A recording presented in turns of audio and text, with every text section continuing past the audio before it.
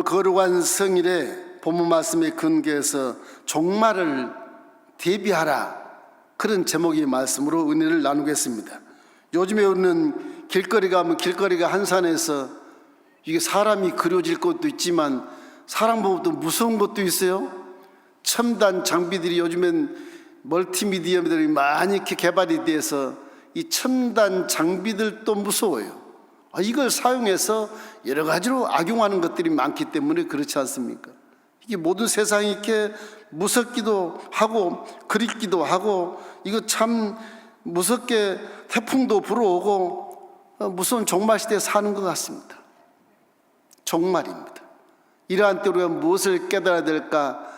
많은 것을 깨달아야 될 줄로 믿습니다. 이와 같이 어려움 중에도 우리가 살아갈 때 한 가닥 희망이 있는 것은, 우리의 이 믿음이라고 하는 것은 돛담배처럼 무서운 바람이 불어도 그것을 이용해서 돛을 방향을 잘 잡으면 목적지로 갈 수 있는 그런 기술이 생겨요. 믿음이라는 건 그런 방향을 잘 잡아주는 것입니다. 태풍이 불어도 상관없어요. 그걸 오히려 활용해서 더 빠르게 고속화돼서 목적지를 향해 달려갈 수 있기 때문에 그 어려운 두려움이나 태풍이나 이런 여러 가지 환난이나 재앙들이 오히려 믿음을 활성화시켜서 더 강하게, 더 능력 있게, 더 빠르게 목적에 도달할 수 있게 되는 것입니다. 또한 우리의 믿음에는 키가 있습니다. 그 돛담배 뒤에 키에서 방향을 함께 조종하기 때문에 얼마든지 엄동설안이나 비바람치는 언덕에서도 우리는 바른 길을 걸어갈 수 있고, 망망대풍랑에서도 흔들거리고 비록 구토하고 멀미하는 그런 불안한 삶을 살고 있지만은 그래도 우리 믿음 속에는 방향과 목적지를 잘 항해할 수 있는 능력이 있게 되는 것입니다. 그러므로 현실 나타난 모든 이런 어려운 환경을 통해서 절망하지 말고 낙심하지 말고 믿음을 갖기를 주의 이름으로 축원합니다. 첫째로 우리가 종말에 대비하는 것에 대해서 먼저 할 것은 종말의 근거를 알아야 되는 것입니다. 이 근거, 예수님이 당시 살아 계실 때, 육체로 계실 때 제자들과 함께 예루살렘 성전에서 바리새인과 서기관들과 막 다투고 심히 다퉜어요. 그리고 제자들과 함께 성전을 나오는데 이 제자들은 다 갈릴리 촌놈들이거든요.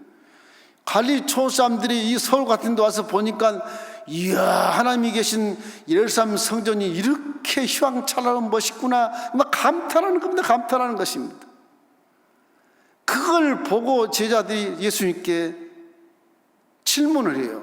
선생님, 와, 이렇게 예루살렘 성전이 이렇게 휘황찬란하고 반짝반짝 빛나는데 어느 때 이렇게 우리가 좋은 때를 만나겠습니까? 언제 하나님이 이 땅에 천국을 만드시겠습니까? 그때가 언제입니까? 물으니까 예수님이, 제자들아, 저 성전의 돌 위에 돌 하나도 남지 않고 다 무너지리라, 그렇게 말씀하시는 거예요. 그러면서 하신 말씀이 결국엔 그 예언이 돼서 40년 후에 예루살렘 성전이 아주 초토화가 됩니다. 초토화가 돼. 오늘 본문의 마태복음의 이 기자는 사도 마태인데 이 세리였지 않습니까? 이 사람이 유대 전쟁을 경험한 사람이에요. 예수님이 하신 말씀대로 40년 후에 로마가 통치를 완벽하게 해가지고서 이제 식민지화 시켜요. 그래가지고서 제상 제도도 로마에서 황제가 임명하고요. 이거 뭐 사회되는 공회, 국회 그 의원들도 다 황제가 임명하는 그런 현실이 돼버려요. 그래서 유대인들이 불만이 너무너무 많아가지고서 열심당원이라는 독립투사들이 많이 생기게 돼요. 그것이 무력이 막 서로가 무력으로 충돌하고 이것이 심하게 충돌하니까 결국에는 로마가 큰 군사를 이스라엘에 파견해 가지고서 이 티토스라는 장군이 와 가지고서 예수님 돌아가신 후에 한 40년 후에 AD 70년에 예루살렘을 완전히 점령해서 멸망을 시켜버립니다. 그건 그 예루살렘 성전이 막 다 허물어져 버리고 초토화가 돼가지고 예수님 예언한 말씀처럼 돌 위에 돌 하나 남지 않고 딱 한 군데 서부 지역에 통곡의 벽 그 하나 딱 남아요. 그걸 왜 남겨놨을까? 다 돌 위에 돌 남지 않게 다 쓸어버리지. 로마가 그걸 남겨놓고 일부러 남겨놓고 로마 제국에 대해서 대적한 나라는 이유같이 멸망한다. 그 힘의 과실을 위해서 증거로 남겨놓은 것입니다. 그걸 요즘에 성주에 가서 거기에 벽에 손 꽂고 기도하고 기도문을 써서 돌 사이에 끼워놓고 성주를 그렇게 하고 오는데 그 통곡의 벽이 지금 유대인들에겐 천추의 한이 돼서 엄청난 그런 기도 장소로 지금 순례자들이 구경도 하고 가서 체험도 하고 그러는 것입니다. 예수님 말씀은 하나님이시기 때문에 하신 말씀을 그대로 이루기 때문에 40년 후에 그런 역사가 나타나요. 결국은 성전이 파괴되지 않습니까? 결국은 모든 국회와 이런 모든 지주자들을 다 그들이 임명해서 심지어 어느 황제는 성전 안에 자기 동상을 세울 정도로 그렇게 무시무시한 식민지를 만들어놔서 완전히 종교가 완전히 사라져버린 것입니다. 성전세 내는 것도 전부 이방 신전을 위해서 성전세를 내서 다 종교를 위해서 지원을 해주는 기가 막힌 현실이 나타나게 되는 것입니다. 이래서 이 네볼란으로 이 티도스 장군이 예루살렘에 있는 거의 100만 명을 학살했다고 기록이 되고 있어요. 100만 명을. 이와 같이 이런 재난이라고 하는 것은 그냥 오는 것이 아니고 하나님의 예언으로 오게 되는 것이고 하나님이 일일이 그것을 간파하시고 거기에 대한 깨달음을 주기 위해서 혹독하게 재앙을 내린 것입니다. 이 지금 전 세계에 재앙을 내린 것도 분명코 근거가 있고 이유가 있는 것입니다. 그렇기 때문에 창조주께서 허락하신 것이지 당신의 형상과 모양을 닮은 그 귀한 존재를 어떻게 이렇게 회파하게 만들고 이 재앙을 만들고 당신의 몸된 성전을 텅 비워서까지라도 아주 양들이 도적맞는 기분으로 예배를 드리게 하는 이런 현상은 거기 하나님의 뜻이 있는 것입니다. 이럴 때마다 우리는 엎드려 기도하고 내가 무엇을 잘못된 걸 기억하면서 깨닫게 되는 그런 시간이 되기를 주의 이름으로 축원합니다. 이럴 때 많이 깨달아야 이런 기회를 통해서 믿음이 확 성장하고 급성장돼서 하나님의 귀한 효자와 효녀가 될 수 있는 기회가 되는 것입니다. 이러기 때문에 결국 이러한 이스라엘을 이 로마가 다 함락해 완벽하게 황납해서 결국 이제 70세 이상은 노예로 막 데리고 가고 일본 제국이 위안부를 데리고 간 것처럼 전리품으로 사용하게 되는 것입니다. 그래서 신앙을 가진 유대인들이 다 디아스포라가 돼서 다 흩어지는 것입니다. 아프리카 북부에도 흩어지고 사우디아라비아도 흩어지고 터키도 흩어지고 로마나 그리스도 다 흩어지는 것입니다.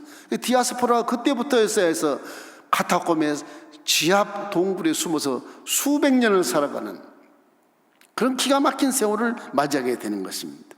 이래서 사람이란 건 정신을 못 차릴 때는 이 전쟁이 반드시 오게 돼 있어요.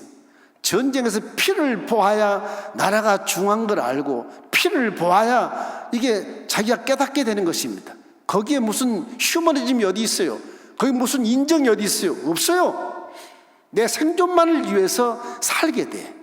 그래서 나라를 귀하게 여겨서 독립투사가 되고 그러는 것입니다. 이런 일이 다가오지 않도록 먼저 깨닫고 우리나라 백성들도 남북이 대치하고 있으므로 이런 일이 없을 수 있다고는 장담 못해요. 우리가 못 깨달으면 반드시 그런 일이 일어나게 돼서 나라가 무엇인지 인생이 무엇인지 내가 누구인지를 깨닫는 기회를 주시게 되는 것입니다. 이래서 예수님이 이 종말의 근거를 얘기하면서 이 사건 후에 지금 40년의 멸망 그 예언의 말씀처럼 이후에도 결국 유사한 사건들이 계속 발생될 것을 지금 언급하고 계시는 것입니다. 마태복음 24장 7절로 8절이 그 말씀입니다. 우리 함께 읽어보십시다. 민족이 민족을 나라가 나라를 대적하여 일어나겠고 곳곳에 기근과 지진이 있으리니 이 모든 것은 재난의 시작이니라. 이게 시작입니다. 시작. 끝이 아니에요. 이 전쟁과 이런 이기적인 집단의 이런 여러 가지 것들이 재난의 시작이에요. 그 다음에 주님이 오실 때는 완벽하게 새로운 처소를 만들어 주신 것입니다. 그래서 예수님이 다시 오신 날에도 이 세상에 화려하고 웅장한 건물이라도 마치 돌 위에 돌 하나가 얹어있지 못할 만큼 다 무너뜨리는 그런 예수님 재림의 시기가 다가온다는 것을 믿게 되시기를 주의 이름으로 축원합니다. 반드시 오시는 것입니다. 그 증거의 징조를 이 본문에서 말씀을 하고 계시는 것입니다. 첫째는 종교의 혼돈, 즉 영적인 혼란이 다가온다고 예언하고 있는 것입니다. 24장 23절 24절 말씀 우리 함께 읽겠습니다. 그때 사람이 너희에게 말하되 보라 그리스도가 여기 있다 혹은 저기 있다 하여도 믿지 말라. 거짓 그리스도들과 거짓 선자들이 일어나 큰 표적과 기사를 보이며 할 수만 있으면 택하신 자들도 미혹하리라. 그래서 미혹당하지 말라는 것입니다. 그래서 말세에는요 정말로 진정한 목자, 진정한 하나님의 성전을 만나야 되는 것입니다. 대단히 중요한 것. 미혹받지 않게는 항상 말씀의 근거를 가지고 믿으셔야 돼. 그러면 말세가 오면 올수록 성경 공부에 열심을 다해야 됩니다. 성경 공부와 기도 두 줄거리를 잊지 마셔야 돼. 이 둘을 잃어버리면 미혹당하기 쉬워요. 말씀과 기도로 가야 그 안에 성령이 눈을 보러 분별하게 만들어주시고 귀를 들어 듣게 만들어주고 판단하게 만드신 것입니다. 마음을 깨닫게 해서 우리 진리의 길로 걸어가게 만들어 주시는 것입니다.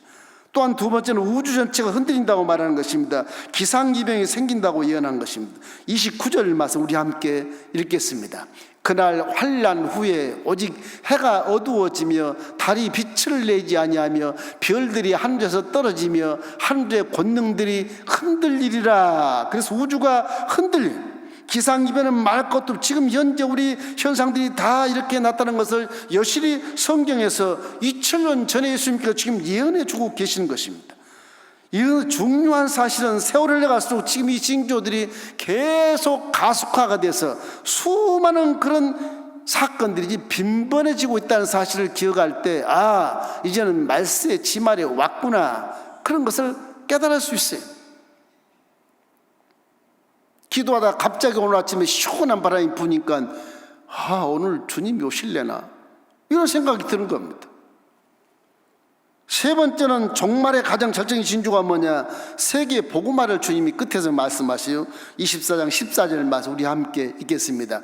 이 천국 복음이 모든 민족에게 증언되기 위하여 온 세상에 전파되리니 그제야 끝이 오리라. 무슨 말이냐?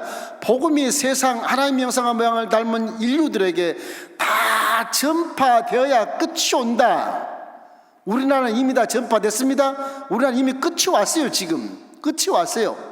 신학자들이 말하기를, 성교학자가 말하기를 이 지구촌에 지금 5,000족 내지 6,000족이 이렇게 미전도 종족으로 남아있다고 기록을 하고 있는데, 종족들이 봐야 몇 명 안 됩니다, 여러분. 아프리카 가보시죠. 많은 종족들이, 필리핀도 섬마다 종족이 달라요. 언어가 다르고. 이 종족 해봐야 얼마 안 되는 것입니다. 얼마 남지 않았어요. 이 추세로 가면 세계복음화는 그리 멀지 않다는 생각이 들지 않습니까? 분명히 이 시대는 이를 통해서 증거를 세워볼 때 말세의 지말이고 종말이 임박한 때임을 절감하게 되는 것입니다. 이 근거를 가지고 우리 신앙생활에 열심히 집중해서 세상을 분별하고 기도해야 되는 것입니다. 둘째로 해야 될 것은, 지금 그러면 현 시대의 징조는 어떤 징조냐? 말할 것도 없이 예수님이 예언한 것처럼 그 징조가 그대로 들어맞지 않습니까? 요즘 지구촌에 여러 가지 지진과 기근과 홍수와 여러 가지 천재이변으로 말미암아서 태풍으로 몸살을 앓고 있지 않습니까? 설상 가서는 코로나19라는 게 이게 와가지고서 전 세계를 꼼짝 못하게 만들지 않습니까? 지금 이것이 계속 진행돼 보십시오. 이제는 세계는 엄청난 그런 현상이 벌어질 것입니다. 이거 지속되면 급기야 국제 곡물 가격이 상승되고 유가가 상승되고, 이러다 보면 서로가 나라를 대적해서 전쟁이 일어나게 되어 있고 결국에는 자멸하게 되는 것입니다. 이것이 벌써 위기를 초래하는 징조인 것입니다. 틀림없이 정쟁을 발발할 수 있는 그런 계기를 만들어주게 되는 것입니다. 전쟁이 일어나면 다시 말하지만 생존만을 생각하게 돼요. 이웃을 돕지 않습니다. 인정봐주지 않는 것입니다. 무슨 윤리, 무슨 도덕 필요 없어요. 무슨 성범죄 생각도 안 해요. 전쟁을 무슨 그런 생각합니까? 안 하는 겁니다. 무슨 이념과 철학 상관이 없는 겁니다. 전쟁 중에 무슨 이념과 철학이 이겨야 되는데, 사람을 죽여야 되는데, 이런 종말의 시대가 온다고 하는 것입니다. 그래서 이 종말 시대가 오면 근거를 제시한 예수님의 말씀처럼 이 인간성이 파괴되는 것입니다. 사람 되기를 포기하는 그런 존재로 변화가 되는 거예요. 절대 절망, 함께 멸망해버리고 말게 되는 것입니다. 마태복음 24장 10절로 12절 말씀 우리 함께 읽어볼까요? 그때 많은 사람이 실족하게 되어 서로 잡아서 서로 미워하겠으며 거짓 선자가 많이 일어나 많은 사람을 미혹하겠으며 불법이 성함으로 많은 사람의 사랑이 식어지리라. 사람은 사랑으로 사는 것인데 사람이 식어져요. 그래서 마귀의 속성으로 살고 마귀 악한 생각으로 살고 남을 죽여도 상관없는 그런 시대에 살긴다고 말하는 것입니다. 아수라장이 되는 것입니다. 마귀의 천지가 되어버리고 말게 되는 것입니다. 이기 때문에 예수님이 우리 에덴성을 창설하시고 인간을 만드시니 재창조의 이런 목적은 무엇이냐? 마귀의 영역 속에 들어와서 우리가 빛을 발하고 마귀 영역 속에 들어있는 하나님의 상을 닮은 사람이란 존재를 구원하기 위해서 이 복음을 주셨는데, 이 복음을 믿는 자들이 전파를 못하고 가만히 있으니 이런 재앙들을 허락하는 것입니다. 나라의 재앙, 세계 지구촌의 재앙, 모든 것이 먼저 믿는 기독교인들의 책임인 것을 여러분이 마음속에 생각하고 이 경고를 마음에 항상 새겨야 되는 것입니다. 지금은 마태가 유대 전쟁을 금한 것처럼 그런 전쟁 속에 들어와 있지 않습니까? 이게 자칫 잘못하다가는 식민지가 되어져 가지고서 이제 교회는 사라지고 모든 성전에 막 자기들의 동상이 세워지고 우상이 세워지고 그렇게 될 수 있을지도 몰라요. 기가 막힌 시대인 것입니다. 이러므로 어디 종말을 지연시켜줄 방법은 무엇이냐?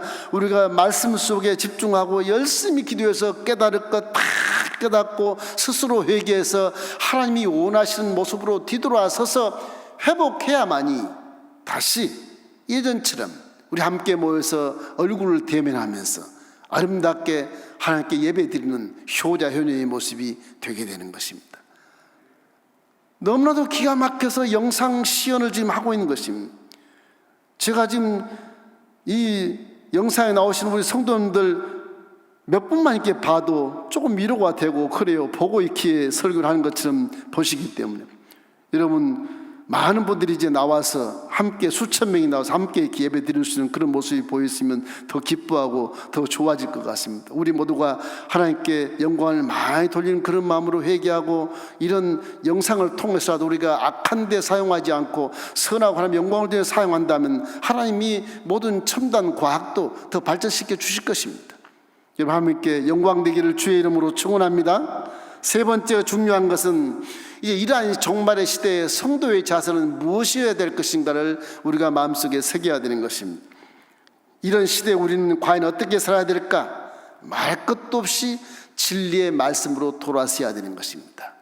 사람이란 존재가 무엇이냐, 내가 누구냐, 어디서 왔으냐, 무엇 때문에 사느냐, 어떻게 살아야 되느냐, 어디로 가느냐가 성경에 다 기록되어 있는 것입니다. 이건 성경이라는 건 특별 계시인 것입니다. 하나님 말씀을 다 이어받아서 대필해놓은 이 말씀은 소리를 명문화시켜서 지금 옛날에는 소리 선교할 때 하나님이 내게로 돌아올 땐 그 소리의 선교가 지금은 문서 선교로 와 있고 더 발전해서 지금 우리가 이렇게 영상 예배 드린 것처럼 영상 속에 얼굴을 대면하는 것처럼 영상 선교 시대에 와 있는 것입니다. 이렇기 때문에 특별 계시의 내용 속에 들어가면 인생이 무엇이고 어디서 와서 무엇 때문에 살고 어디로 가는지를 명명백백하게 아주 명쾌하게 가르쳐주는 것입니다. 이렇기 때문에 성경은 인생의 매뉴얼입니다. 세계 역사에 그런 지침서는 다름없어. 사람은 이 성경 말씀대로 살아가면 후회가 없고 성공의 길을 걸 수 있다는 것을 성경에서 기록해주고 있는 것입니다. 인류 역사 6천년 전에 인류 역사 가장 잘 살았다고 고백하는 솔로몬이 고백하지 않습니까? 그가 좋은 아버지, 신앙적인 아버지를 만나서 종교교육도 제대로 전수를 받아서 이스라엘의 아주 왕이 되고 열왕 중에 끊이지 않는 그런 가문으로 번성했지만은 그 그가 나중에 너무너무 부경을 누리고 나서 결국 외국 사람들과 동맹함으로 말미암아 여인들을 후궁들로 드리고 아내로 맞이해 들여서 그들의 모두 우상 숭배를 가지고 끌고 들어오며 결국에는 솔로몬 하나님이 기뻐하지 않고 솔로몬을 치게 되는 것입니다.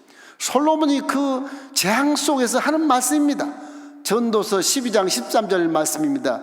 우리 함께 읽어보십시다. 일의 결국을 다 들었으니 하나님을 경외하고 그의 명령들을 지킬지어다. 이것이 모든 사람의 본분이니라. 하나님은 모든 행위와 모든 은밀한 일을 선악간에 심판하시니라. 그가 재앙 속에 깨닫는 말이 저 말인 것입니다.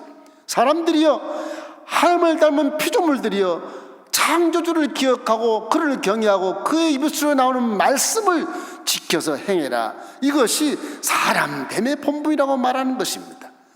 그래서 전도서 12장 1절 말씀에 젊을 때 창조주를 기억하라고 말하는 것입니다. 너는 청년의 때 너의 창조주를 기억하라. 곧 공고한 날이 이르기 전에 아무 낙이 없다고 할 해들이 가깝기 전에, 늙기 전에, 머리가 벗어지기 전에, 팔다리에 힘이 없기 전에, 꼬부랑 할머니가 되기 전에 창조주를 기억하라고 당당하게 솔로몬이 유언처럼 말씀해 주고 있는 것입니다.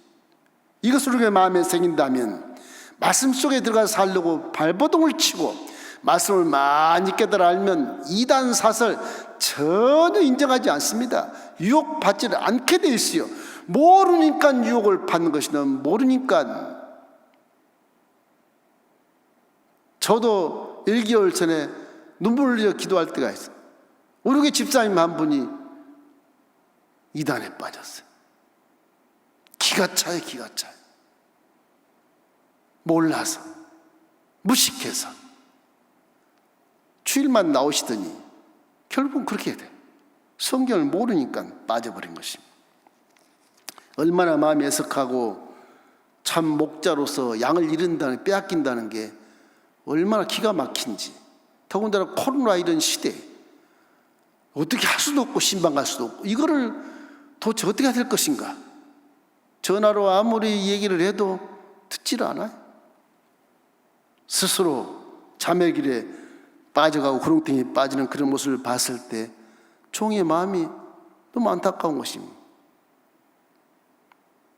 우리가 사람을 만드신 창조주 하나님 앞에 섰을 때 비로소 나의 실체가 이런 존재이구나, 그것을 깨닫고 겸손해지는 것입니다. 모르니까 교만한 것입니다. 모르니까 교만하는 것입니다. 세상의 종말이 가까울 때 사람의 미혹을 받지 않도록 주의하라고 첫 번째 말씀하지 않습니까? 미혹한다, 요즘에 자칭 그리스도다, 자칭 성령이다, 자칭 자기가 하나님이다, 기가 막힌 이 참 무식한 이 교주들이 너무 많습니다. 너무 많아요. 어머니 하나님이 뭐니, 성경을 모르는 사람인지, 도대체 이건 무슨 무당푸닥거리를 하는 것인지, 이것을 또 속아서 가요, 거기를. 기가 막혀. 무슨 당신은 어느 날 몇 시에 구원을 받았으면 모르면 당신은 구원받지 못해, 이런 거지 같은 그 말에 속아가지고서 우리 교회는 그것도 안 가르쳐 주는데 그러고 한단 말이에요. 성경에 그런 말 없어요. 어느 날 어느 시에 구원 받았냐 아무도 몰라요. 아무도 모르는 것입니다. 구원의 날에 대한 중생의 시와 날과 때와 재림한 날은 아버지밖에 몰라요. 하나님의 주권 가운데 있는 것입니다. 여러분과 제가 어머니 복중에 날 때 내가 난 날을 기억해요? 생각해 보세요. 어머니 복중에 무식하고 아직 기능도 회복하지 못하고 깜깜한 곳에 있던 아이가 나와가지고서 나오긴 나오는데 모른다고요. 눈은 떠도. 나중에 자라서 얘야 너는 호적에 1950년 5월 13일에 낳았댄다, 그렇게 내가 믿는 것이지 내가 그걸 나온지 어떻게 알아요 그걸요. 신학을 몰라서 그래요. 성경에는 맨날 며칠 몇 시에 중생한설 기억해라 그런 말이 있습니까? 신학을 몰라도 너무 모르는 사람들이 지금 복음을 증거한다고 저러고 있다면, 그런 이 실수가 많고 너무너무 자기 명분에 쌓여서 아주 신학을 편협적으로 선포하는 바람에 세상 사람들의 지탄도 받고 무식하다는 말도 받고 이게 얼굴에 똥칠하고 다니는 그런 시대인 것입니다. 그 여러분 우리 성경학교 성경대학을 많이 나오셔서 또 배우시고 또 배우시고 하셔야 되는 것입니다. 이제 우리 교회가 더 발전되고 좋은 프로그램을 가지고 성경대학원도 만들고 이렇게 해야 될 것입니다. 이 성경에 심취 않은 그런 때인 것을 여러분이 믿고 미혹받지 않도록 주의하시기를 주님의 이름으로 축원합니다. 신학적으로 엄밀한 의미에서 어느 날 어느 시에 중생했는지 아무도 알 수 없어요. 이거 절대 하나님의 주권 안에서 이루어지는 것입니다. 거기에 신경 쓰지 말고 십자가 대속의 은혜를 더 많이 기억하고 십자가 대속 은혜에 막 감동하고 감격해서 그러고 나면 성령이 내 안에서 힘을 주시고 은사를 주시고 능력 주시고 권세를 주셔서 세상을 이길 수 있는 길을 인도해 주시는데 아주 저급적인 그런 한 가지 일을 가지고 다 뒤집어 씌워서 구원을 못 받는다? 말도 안 되는 것입니다. 그러므로 개인적인 종말도 굉장히 중요해요. 무식에서 만나는 종말도 있지만 언제 어디서라도 우리는 잊지 말 것은 내 개인적인 종말도 죽음이라는 것이 항상 있다는 것을 기억하셔야 되는 것입니다. 전체 예수님의 재림의 날이 오시지만 날이 오시기 전에 내가 또 옷을 벗고 하나님이 먼저 부르시는 받은 거 얼마나 기뻐요.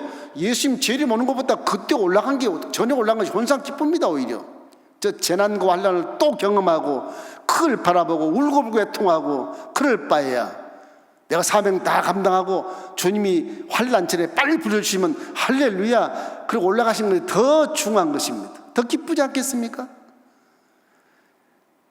어느 누구나 100년을 못 살아요. 내일 모레 언제 죽을지 몰라. 그 날도 정했지 않아요. 하나님만 알아요. 하나님만. 시와 때는 하나님만 아는 것입니다. 그 시와 때를 자꾸 정하는 이 가짜들 거짓 선자들 때문에 이 시한부 종말론이 생기고 세상이 아주 그냥 아주 부끄러워서 미칠 만큼 그런 기독교의 그런 핍박을 받지 않습니까? 이러기 때문에 마태복음 24장 36절에 이렇게 기록합니다. 그러나 그 날과 그 때는 아무도 모르나니 한데 천사도 몰라 아들 예수님도 몰라요. 오직 하나님만 아시느니라. 지금 젊다고 지금 건강하다고 설마 내가 죽겠어 방심하지 마십시오. 예배 끝나고 바로 부를 수도 있어요. 하나님 부르시면 가야 돼요. 그럼 부르시기 전에 내일 모레 하나님을 만나야 되는데 지금 하나님께 뭘 내가 세상에서 영광을 돌리고 가야 되겠다. 그래 하나님 기뻐하지 않겠어요? 뭐 성도님께서 나이가 많아서 집안 짓는 것을 이 자식들에게 유산으로 물려주려고 큰 매력 되겠습니까? 자식이 몇 분 되시나 봐요. 목사님, 내가 이렇게 인생을 많이 살아서 언제 갈지 모르겠어. 지금 마음도 어지럽고 걷지도 못하는데 이거 참 큰일이야. 그 내려갈지도 모르니까 내가 남은 재산을 남편도 가시고 그래 다 정리해서 이렇게 했어요. 변호사를 만나서 했더니 이렇게 놀아서 공증하면 됩니다. 그래서 가서 했습니다. 뭐 보세요. 뭘 했는데요. 그러니까 큰 아들에게 매덕, 작은 아들은 좀 적게, 딸은 또 더 적게 서류를 이렇게 내놔요. 기도에 달래요. 집사님, 아니 내일 하나님 만나러 가신다며. 그것도 모른다니까요. 그러면 하나님 것은 어디 있어? 하나님 것은 어디 있냐고. 내일 모레 하나님 만나러 가신다며. 가서 무슨 말 하려고?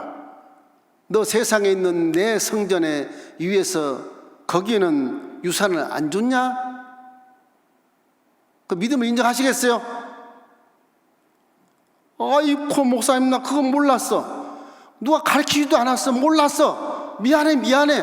다시 가서 변호사실에 가가지고서 다 취소하고 다시 하나님 거 딱 11조 딱 떼서 다시 가져와서 신방해 달라고 그래요. 이게 사람이란 마음이요. 지금 내일 바로 하나님 만나러 가는데도 불구하고 지금 세상에 있는 자식만 생각하는 거예요. 지금 내일 모레 하나님 만날 건데 그걸 목적을 두고 있는데 지금 자식을 생각하고 그것만 생각하는 거예요. 이게 지금 한국의 성도들의 생각이 아닌가 싶어요. 기가 막혀. 이게 세상 사람이 보면 믿음이라고 인정하겠습니까? 니네들도 뭐 똑같네. 별볼 틀린 게 없구만 뭘. 하늘나라 간다면 뭐 지상에 있는 하늘나라에 대해서 전혀 생각도 없이 하늘나라 간다고 그거 가짜냐 그거? 그러지 않겠습니까? 야단치는 게 아닙니다 여러분. 이 종말론적인 신앙 속에서 내일 하나님 만나러 간다면 지금 내가 하나님께 영광을 돌리는 일을 반드시 생각을 해야 되는 것입니다. 그래서 만물이 가까움을 볼수록 더욱 그리하고 깨어서 근신하고 기도해야 그 진짜 믿음이 되는 것입니다. 오늘 잘 됐으니까 편안하게 눕고 기도하지 말자. 아니에요. 편안할 때 올라오너라. 내가 아무 힘도 없어요. 유시아가 다 보고 그냥 올라가는 거예요. 그냥 말세의 징조들이 점점 강하게 나타남을 보면서도 종말의 임박함을 감지하지 못하는, 이거는 성령이 희석되어 있는 것이고 믿음이 약한 것입니다. 마태복음 24장 33절 말씀 우리 함께 읽어봐요. 이와 같이 너희도 이 모든 일을 보거든 인자가 가까이 곧 문 앞에 이른 줄 알아라. 그렇게 말씀하지 않습니까? 종말을 시하는 종말도 신앙을 가져야 한다는 것이요. 히브리서 10장 23절 25절 말씀에 이렇게 있습니다. 함께 읽겠습니다. 또 약속하신 이는 미쁘시니 우리가 믿는 도리의 소망을 움직이지 말며 굳게 잡고 서로 돌아보아 사랑과 선행을 격려하며 모이기를 피하는 어떤 사람들의 습관과 같이 하지 말고 오직 권하여 그날이 가까움을 볼수록 더욱 그리하자. 모이기를 피하는 어떤 다른 사람들의 습관과 같이 하지 말고 구역예배도 드리고 고교예배도 드리고 지역예배도 드리고 교회 와서 주일예배도 드리고 함께 드린 것이 원칙이도 원칙, 이렇게 예배 드린 원칙이 아니에요. 지금 세상 도리가 영혼들을 책임져야 될 사람들이기 때문에 지금 방역지침에 대해서 협조하고 배려하는 것 뿐이지 정치에 들어가서 여당 표현이 야당 표현이 그렇지 않습니다. 기독교는 잠시 봐주는 거예요. 함께 봐주는 거예요. 이것이 장시간 길어지면 봐줄 수 없어요. 교회는 어쩔 수 없는 것입니다. 흔들리지 말고 끝까지 견디면 승리한다고 말씀하시는데 이 믿음이 마지막 궁극적인 표적이 되는 것입니다. 마지막 때에 내가 너희들의 믿음을 보겠느냐, 그렇게 주님이 말씀하신 참 그 민망하신 말씀을 항상 귀담아 듣고 변함없는 믿음으로 주님을 믿고 의지해야 되는 것입니다. 무슨 일 할지라도 인내 없이는 아름다운 작품을 만들 수 없기 때문에 이런 현상이 벌어지는 것이거든요. 이래서 히브리서 10장 38절에 이런 말씀이 있습니다. 나의 의인은 믿음으로 말미암아 살리라. 또한 뒤로 물러가면 내 마음이 그를 기뻐하지 아니하리라 하셨느니라. 믿음으로 물러가는 게 아닌 것입니다. 이러므로 항상 마지막까지 잘 굳게 변함없이 지키고 끝까지 견뎌서 승리한 여러분 되길 주의 이름으로 축원합니다. 주님께서 마지막으로 우리에게 주신 하나의 자세가 있어요. 그건 뭐냐? 사명을 다하라는 것입니다. 사명을 다해라. 사람은 이 세상에 존재할 때 사명을 위해서 존재하는 것입니다. 사명 없으면 벌써 불러가셔요. 그냥 불러가시는 것입니다. 사명 다하면 빨리 올라갈 수 있어요. 우리 사명을 다하고 빨리 올라가는 것이 최고로 좋은 신앙입니다. 사실은 오래 사는 것이 구약시대는 장수의 복이라고 말하지만 신약시대는 그렇지가 않아요. 오래 사는 것이 복은 아니에요. 짧게 살아도 영광을 다 돌리고 사명을 다하고 올라가는 자가 상급을 받기 때문에 그런 것입니다. 마태복음 6장 33절 말씀 우리 함께 읽겠습니다. 그런즉 너희는 먼저 그의 나라와 그 일을 구하라. 그리하면 이 모든 것을 너에게 더하시리라. 이 모든 것 먹고 입고 마시고 누리고 뭐 이런 모든 걸 다 더하겠다는 말은 자선책인 것입니다. 먼저 그의 나라와 의를 구하면 다 주시겠다는 것이 우리의 믿음의 지론인 것입니다. 우리 순복음 멜림교회 여러분과 함께 이렇게 연합해서 정말 감사한 것은 해외 선교회 우리 학교를 지어서 문맹자들 눈을 뜨게 하고 깨닫게 하고 구원받게 하는 그 일이 얼마나 영광이 된지 몰라요. 감동스럽습니다. 하나님이 우리 엘림교회에 대해서 이렇게 어려운데도 네가 학원 사업을 행한다는 말이냐? 기쁘게 여기시는 거예요. 그래도 우리 중동교회가 좀 도와서 아주 적은 그런 재원으로 하나님 영광을 돌리는 게 얼마나 감사한지 몰라요. 이런 필리핀 학원 선교 사업을 위해서 기대하시고 집중하셔서 많이 후원해 주시기 바랍니다. 그러면 그 문맹인들이 길을 열어서 눈을 떠서 분별하고 그들이 필리핀의 한 지도자가 될 수 있다고 한다면 우리 한국에 위해서 박수 칠 것입니다. 하나님께는 말할 것도 없는 것이죠. 이래서 예배가 정상화되면 우리 교회 세계 선교 대회를 한번 하려고 하는 것입니다. 성사람들 몇 분이 되더라도 능력 한계에 따라서 초청을 해서 한 일주일씩 간증도 듣고 우리가 옛날에 60년 70년대 성령 충만했던 그런 체험들을 함께 간증을 드리면서 함께 성령 충만한 그런 집회를 한 일주일 동안 열려고 합니다. 그것이 요즘에 기도할 때 계산이 되는 거예요. 그 계획이 되면 여러분께 광고를 드리고 홈스테이로 가정에서 선교사 부부 한 가족씩 이렇게 모시는 일주일간 모시는 그런 계획을 한번 잡으려고 합니다. 그것도 한 영광이 될 것 같아요. 이렇게 텅텅 빈 공간에서 함께 예배드린다는 자체가 너무너무 소홍스럽고 죄송스럽고 그지없는 것을 종이 느낄 때 하나님 마음은 얼마나 안타까울까 이런 생각을 해보는 것입니다. 그래서 오늘도 처음으로 우리 주일 예배를 영상 예배로 드리는 것인데 영상에 참여한 여러분 감사하고 모두 다 이렇게 보니까 다 아신 분들이에요. 예. 우리 김학영 장로님도 집에 계시군요. 뭐 김혜경 우리 집사님, 뭐 김철 집사님 나와 계시던데 찬양하러. 예. 그랬어요. 보라양 뭐 여러 가지 박재곤 우리 권사님, 한영희 권사님 오랜만입니다. 예. 김미선 집사님, 유창근 집사님도 집에 계시네. 방수자 권사님 감사합니다. 예. 전선아 우리 집사님, 우리 최진일 권사님 네 분 고맙습니다. 또 이경영 우리 집사님 거기서 뭐 예배 드리시는군요. 예. 최은나는 우리 집사님 감사하고요. 박혜문 우리 권사님 전화를 한번 했었는데 응답이 없었어요. 노창기 안수사님 감사합니다. 황지은 우리 집사님 우리 아들 고마워요. 또 안병호 장로님 네 분 감사합니다. 이현우 안수사님 기도 많이 하고 있어요. 그 사업장 빨리 회복됐으면 좋겠습니다. 너무 기도를 많이 하고 있습니다. 조준규 우리 안수사님 이야 감사합니다. 오랜만입니다. 정말 그 가정에 복이 임하길 주의 이름으로 축원합니다. 전춘자 우리 성도님, 박혜성 권사님 네 분을 김백중 장로님 우리 귀국하셔서 이제 처음 보는데 건강해 보입니다. 감사합니다. 우리 영상으로 예배된 여러분 우리 한번 손들어서 할렐루야 우리 한번 인사하겠습니다. 지금 핸드폰을 안 봐서 지금 손을 못 드는 거예요. 지금 텔레비만 보고 계시는가? 감사합니다. 할렐루야 할렐루야. 이게 한 10초 이상 가야 됩니다. 할렐루야 감사합니다. 고맙습니다.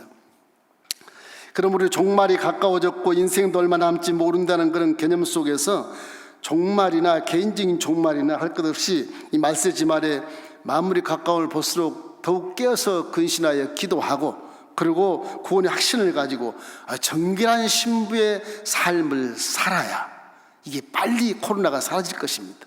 우리 열심히 기도하면 주님을 하신 때 반드시 코로나는 사라지고 하나님의 자녀답게 살아가는 시간이 반드시 신속하게 올 줄로 믿습니다.